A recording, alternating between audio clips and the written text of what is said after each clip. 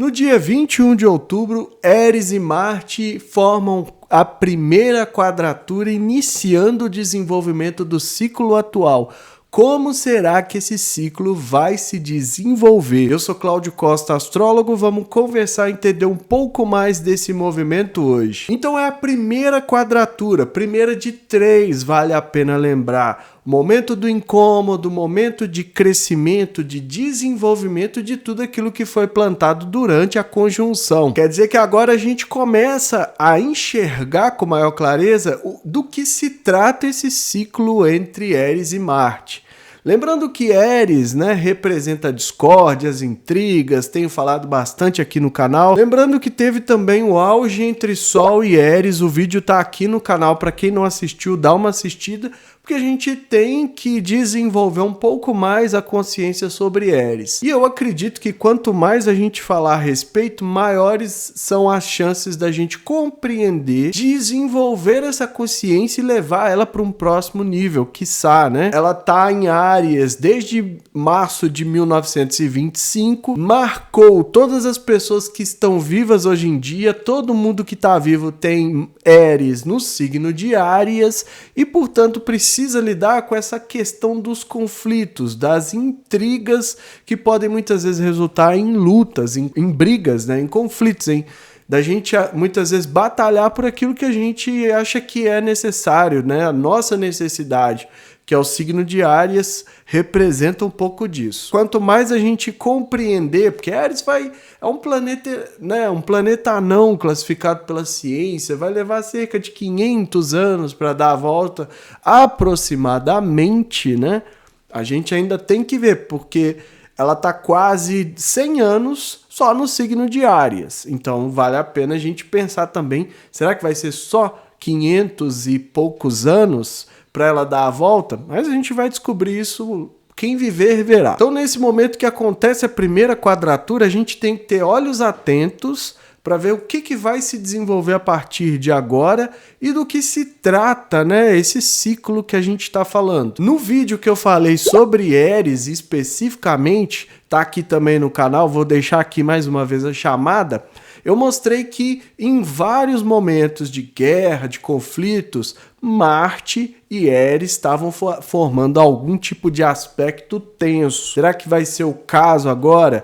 A gente sabe que nós temos mais 2 quadraturas pela frente, então é importante a gente se atentar para isso. O nosso papel nessa história toda é se preparar da melhor forma possível, Como é um transgeracional, como eu gosto de chamar o planeta Eris, nós todos seremos influenciados de fora para dentro. Mas não quer dizer que a gente não possa compreender de dentro para fora e, quiçá, até impactar positivamente a sociedade, nosso mundo. Parece uma coisa muito distante, mas essa mudança interior vai fazendo com que a gente cause um movimento de dominó, vamos falar assim, trazendo outras consciências, o que pode sim afetar lá na frente. Então é muito importante a gente atentar, acompanhar e principalmente observar o que vai se manifestar a partir de agora. Outro vídeo importante também eu vou deixar aqui da conjunção que aconteceu no dia 2 de junho, quando iniciou esse ciclo que a gente está falando agora. Porque agora a gente começa, a fase de desenvolvimento. Como são 3 quadraturas, então essa é a primeira, inicia, A fase de desenvolvimento vai ser vista como algo à parte, porque a gente só vai ter o crescimento de fato quando acontecer a terceira quadratura. E o que mais me chama a atenção nesse ciclo é o que mais me chama a atenção é da gente observar se não vai haver um aumento, uma ebulição, uma carga muito explosiva a partir desse encontro, o que resultaria em uma manifestação de mais beligerância, mais intrigas e acaba culminando numa guerra maior, na escalada de conflito, etc. Então a gente tem que observar nesse sentido. Quem tem Marte em quadratura com Eris precisa se atentar, porque esse incômodo muitas vezes faz com que a pessoa lute, né? Brigue, principalmente seja induzida, como Marte é dado a impulsividade, por intrigas, por discórdias, por informações desencontradas que tendem a causar muitas vezes, né, no campo da ação, mas também em outros pontos do mapa, dependendo dos aspectos, é claro, uma atitude que acaba resultando em discórdias. Então são situações, uma forma de agir. Às vezes a pessoa escuta alguma coisa que alguém falou, não tenta verificar aquilo, né? Não tenta ver se de fato aquilo ali aconteceu, já vai tomando uma atitude. Então é sempre levada a agir por essa tensão, por esse incômodo, o que causa ali uma força, né, muito grande, não é à toa que eu chamo de tensão, e que leva a atitude, a uma espécie de carga, de explosão, de brigar por conta dessa, muitas vezes, dessa intriga ou dessa discórdia, né? Fruto muitas vezes de desentendimentos nas relações em geral. Ou seja, a disposição para brigar por conta dessa informação ou por conta de uma má informação. Vamos lembrar que na mitologia grega, Eris plantou a maçã com a frase "para a mais bela das deusas", causou uma disputa entre as 3 deusas que estavam lá presentes no casamento e culminou com a Guerra de Troia. Então é uma informação, às vezes é uma fofoca, às vezes é alguma coisa atravessada que sempre mexe com esse ponto e leva a pessoa a uma atitude. O resultado pode não ser o esperado, principalmente se a atitude for muito impulsiva. Então vai brigar, vai entrar em conflito, causa uma raiva, pode causar, melhor dizendo, uma raiva, e isso afeta, né, o mapa inteiro, o resultado todo. Por isso que essa pessoa precisa desenvolver uma consciência, uma espécie de filtro. Ela não pode simplesmente seguir com o que a pessoa fala. Isso acontece muito na internet. Às vezes a pessoa falou alguma coisa, foi vítima de uma mentira, de uma calúnia, de fake news, e todo mundo já começa instantaneamente o linchamento online. Então é um exemplo de como que isso se manifesta na prática. Não há peraí, vamos ver primeiro, né? Vamos checar os fatos, vamos esperar o julgamento, não sei o quê. Não, já cria toda uma corrente e assim vai. Então essa pessoa precisa ter esse zelo, porque enquanto ela não se atentar para isso, ela vai ser sempre enrolada ou até mesmo manipulada por quem distorce, né? Cria essas condições de intriga, essas situações de conflito e muitas vezes está ganhando com isso, né? Está se beneficiando disso. Para achar Eris no mapa, é muito importante isso. Todo mundo tem Eris no signo de Áries. Então, onde está o signo de Áries, ali vai ter influência de Eris. Então, a casa que tiver no signo de Áries vai ter influência de Eris. O detalhe vai depender dos graus. E os sites, né, que é o que eu sempre recomendo aqui para quem não puder fazer a consulta, traçar o seu mapa natal e começar a conhecer, não mostram Eris, não trabalham com Eris, porque isso já é considerado um estudo mais avançado. Então, se você quiser saber mais sobre a sua Eris do mapa, quais as influências, porque às vezes ela nem faz aspecto no seu mapa, e tá lá, então você vai sentir o efeito do transpessoal, mas no individual às vezes não te afeta. Mas se você quiser saber mais, pode me chamar no Zap, a gente marca a consulta, faz o seu mapa, eu deixo ali marcadinho onde está a sua Eris, né? Inclusive coloco, se tiver aspectos na leitura. Um detalhe interessante é que eu tô com a agenda agora só para novembro, né, para segunda quinzena de novembro, e eu peço que se antecipem porque as datas vão acabando e eu não tenho como atender as pessoas de imediato. Então é sempre agendado, o mapa, né, é gravado de forma personalizada, eu não tenho nada pré-gravado aqui de mapa, né? Toda vez que alguém me contrata para fazer o mapa natal, eu paro, tenho que tirar um tempo, tenho que me programar, tenho que fazer toda a gravação, a edição para entregar o material ali bonitinho e tal. Então não adianta vir muitas vezes querendo um atendimento de imediato, porque eu não consigo dar. Eu tento dar uma atenção especial para o mapa, porque é um trabalho personalizado, é um trabalho individual. Então, é como eu estou falando, é preciso muitas vezes tirar um tempo, programar, né? O dia a dia é muito corrido, eu já falei algumas vezes lá na comunidades, né, dessas questões do dia a dia, como é corrido, como eu ainda tenho um trabalho fixo, então eu tenho um horário muito limitado.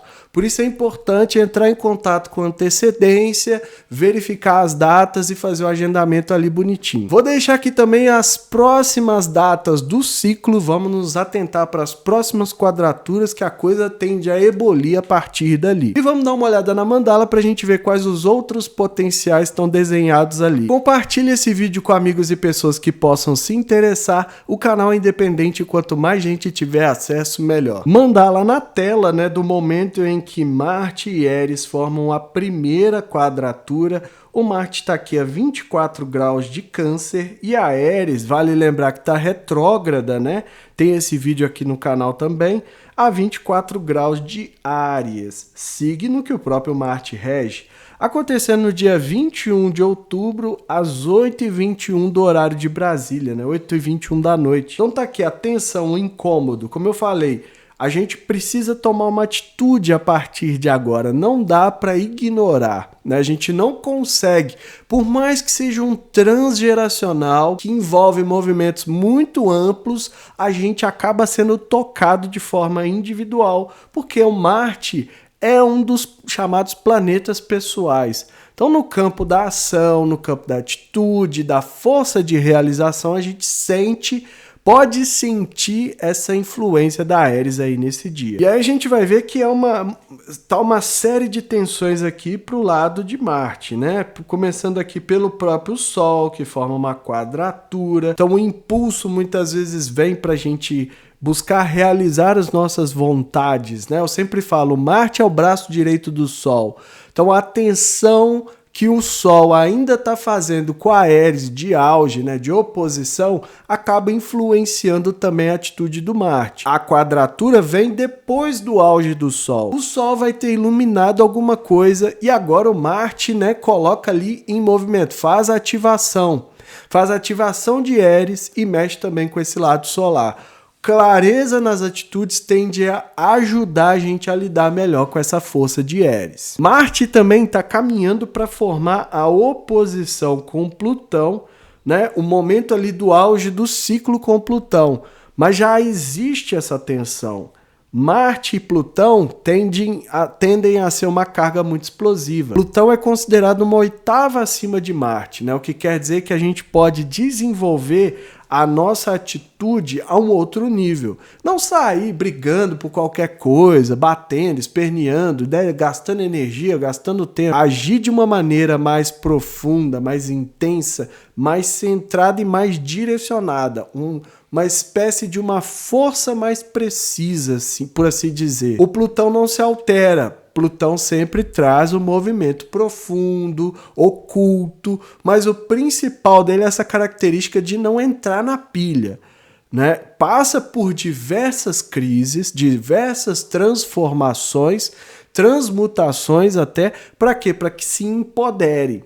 Então o campo de Marte está muito forte, né? Vocês estão vendo que, né, tem o Sol, agora tem o Plutão, o que tende a trazer muita coisa à tona e deixar essa quadratura com Áries ainda mais explosiva. Como se não bastasse, tem um sexto aqui com Urano também influenciando Marte, né? A imprevisibilidade, a ruptura. Urano é muito rápido, né? Muito radical, então vem com um impulso para libertar essa força toda de Marte. Então se torna ainda mais impulsivo e pode sim causar ataques, como eu costumo chamar, que são as atitudes ali que trazem resultados negativos, principalmente influenciado pela discórdia, né? Pela carga de Plutão. Então a gente tem que buscar a clareza com o Sol para a gente enxergar isso melhor e não ser levado por qualquer coisa. Mas de toda forma já está mostrando aqui que vai ser necessário uma certa resistência da nossa parte para não seguir essa força tão impulsiva. Forma também um trígono com Netuno, e aqui talvez seja o mais delicado, porque Netuno e Marte tem aquela história, né, pela mitologia grega, que indica pra gente que houve uma atitude impensada de Marte, para variar. Marte assassinou o filho de Netuno, Netuno jurou vingança. Mas aí vocês vão falar, mas Cláudio, aí é um trígono, é uma energia boa, é uma energia fluente. Só que a armadilha está em da gente não se atentar para esse lado das confusões, da nebulosidade, das miragens, né? Dessa névoa de Netuno que pode nublar o campo da ação, fazendo com que a gente haja de qualquer maneira. São muitas influências que estão além das nossas capacidades.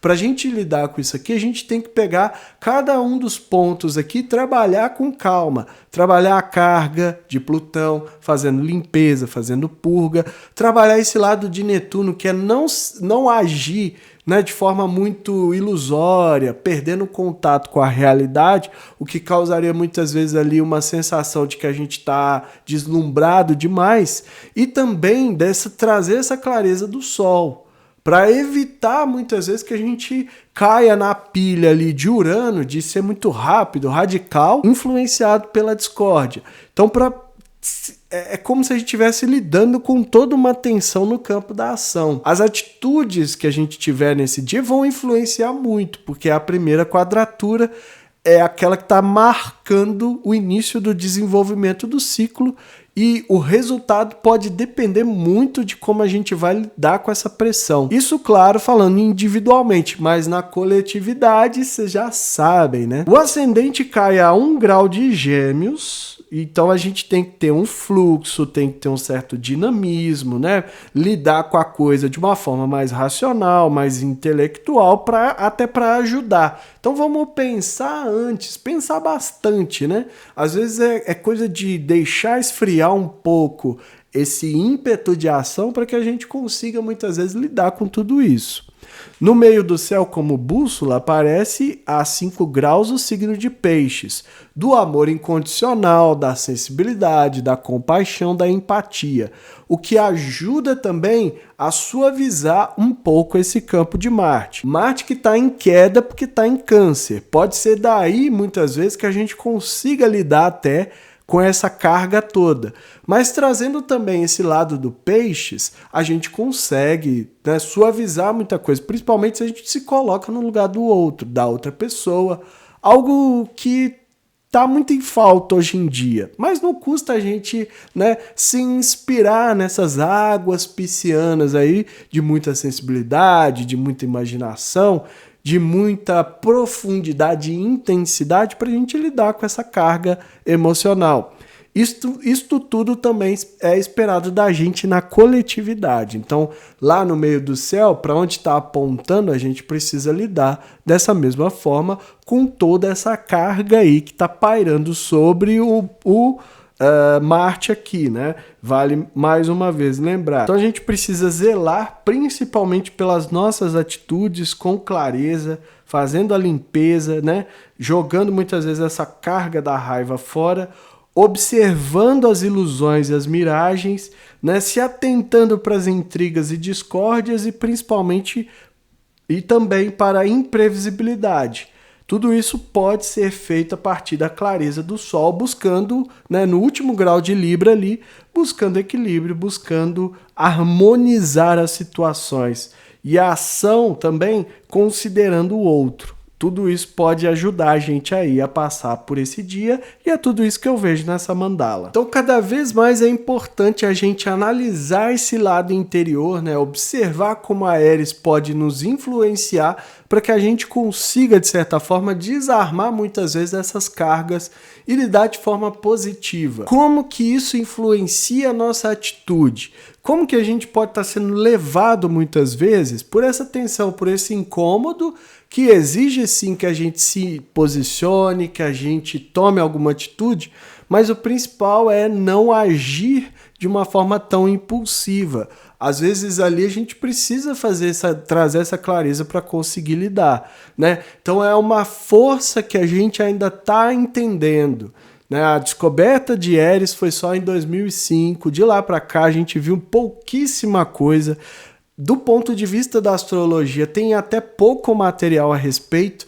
Não são todos os astrólogos que observam, né, que se atentam para isso, o que, ao meu ver, deveria ser o contrário. A gente deveria estar esmiuçando tudo isso, observando, né, fazendo todo um trabalho de aprofundamento para a gente, de certa forma, trazer clareza. Porque Ares é um indicativo de coisas muito fortes no nosso mundo, né? As principais guerras, os principais conflitos têm Ares ativada de certa forma, de algum aspecto ali tenso. Então, quanto mais a gente entender, melhor a gente consegue lidar com esse movimento tão grande, tão amplo e tão importante. Um exemplo até que eu separei aqui de algo que aconteceu no dia da conjunção, no dia 2 de junho, né, que quando começou esse novo ciclo, foi eleita a primeira presidente mulher do México, né, a Cláudia Sheinbaum, não sei se é assim que pronuncia. Mas não poderia ser mais Ares, né? A manifestação ali do feminino, uma Ares que às vezes eu tento trazer aqui um pouco de ideia mesmo, né? Porque a gente está no terreno das ideias aqui, de inspirações e tudo mais. Que a Ares não seria só essa figura invejosa, manipuladora, né? Que agiu de má fé, causando um conflito num casamento que resultou na Guerra de Troia. Tem um lado estratégico, tem um lado de planejamento. Até se alguém conhecer a presidenta do México aí, dá um salve nela lá para ela se atentar, porque ela foi eleita nesse dia de Ares e Marte, e isso pode representar um certo conflito aí, né? Como que ela vai lidar? Ela vai ter que ser muito estratégica nas atitudes para ela conseguir, né? Eu não conheço, não sei, as ideias, as estratégias, os objetivos de governo, sei lá. Mas ela vai ter que usar isso favoravelmente de certa forma, porque senão ela vai ser vítima de ações de intriga que podem minar ali muitas vezes a governabilidade. Claro que isso é uma brincadeira, né, gente? Eu acho que ninguém que me assiste aqui conhece a presidente do México, mas é para a gente entender, como eu disse nos vídeos anteriores, como funcionam os ciclos, né? A partir dessas notícias, a partir da manifestação no nosso mundo, a gente vai entendendo, vai ampliando a nossa visão, utilizando favoravelmente a ferramenta da astrologia, sem achar que aquela visão, né, que ao meu ver precisa de um amadurecimento, de que é porque o planeta faz isso, não sei o que, não tem nada disso. Ali são indicações, inspirações, uma espécie de visão, né? Um óculos que a gente coloca a partir do olhar da astrologia, que deixa a gente meio que antever certos movimentos, ou pelo menos se atentar para certas coisas. E eu acho que essa é a verdadeira riqueza desse estudo. A mensagem é essa, eu fico por aqui. Se inscreva no canal, deixa aí seu like, ativa o sininho para receber notificação sempre que eu postar um vídeo novo. Lembrando que a gente tem a área de membros aqui do canal com mandalas antecipadas, mandalas exclusivas, custando menos que um cafezinho, R$ 4,99, uma ajuda solidária. Ajuda quem pode, ajuda quem quiser, e quem não quiser ou puder, continue assistindo, comentando, compartilhando, deixando aquele like que fortalece o trabalho do mesmo jeito. E que estejamos todos sintonizados com as forças da natureza que nos conectam à Mãe Terra e que ela zele por nós sempre.